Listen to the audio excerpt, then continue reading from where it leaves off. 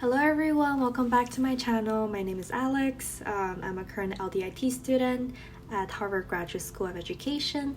Today I want to share with you about some resources and tips that I know about how to get care, mental health care at Harvard.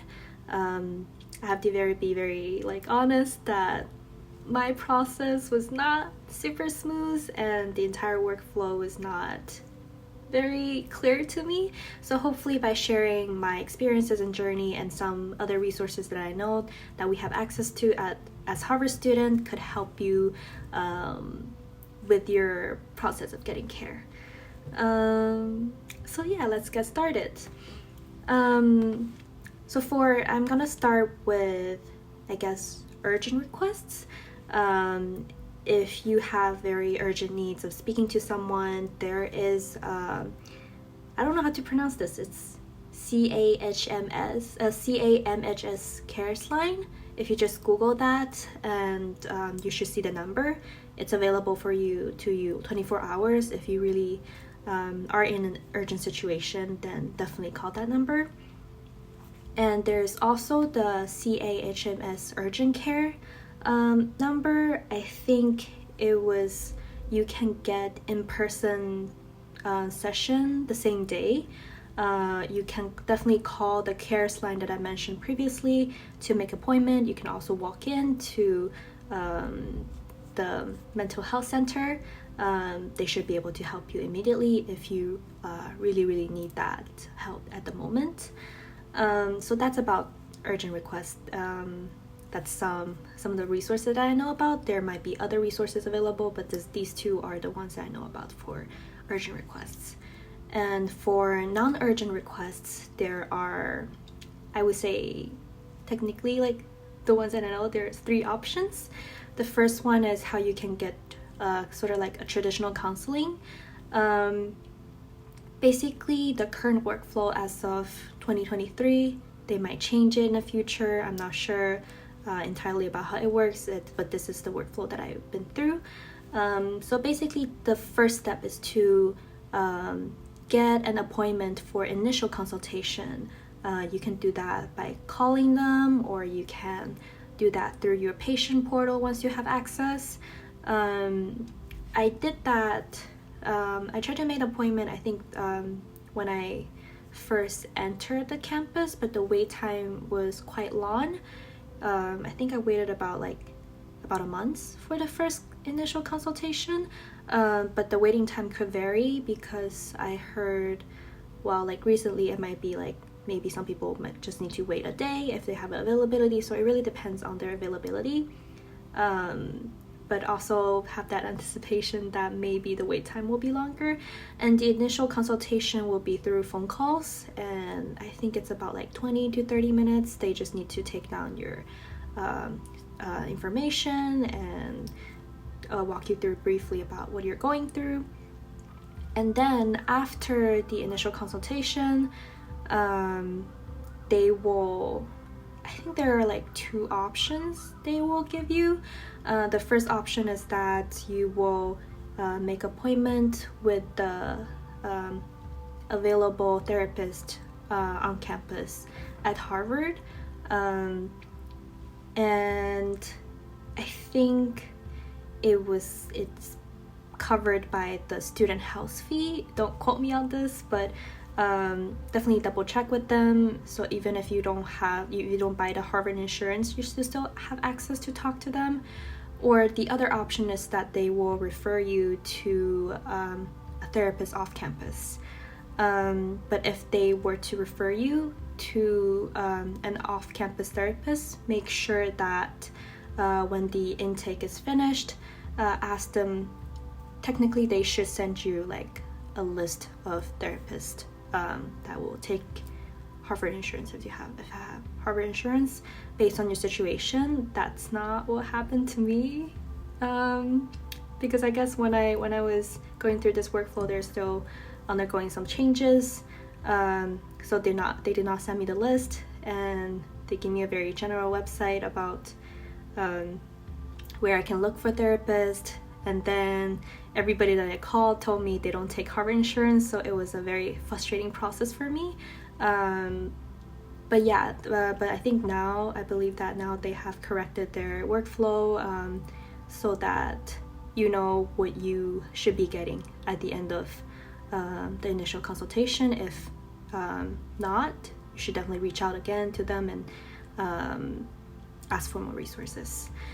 And I think the issue with on-campus counseling center is always like the wait time might be quite long, as the resources is always like very limited. So yeah, that's something about the traditional type of counseling resources available to you. And also, I think currently with my Harvard insurance, it covers the first 8 sessions of off-campus counseling, and then after that I need to pay like maybe, I think it's about $30 or something copay, so that's how much it gets covered for off-campus therapist.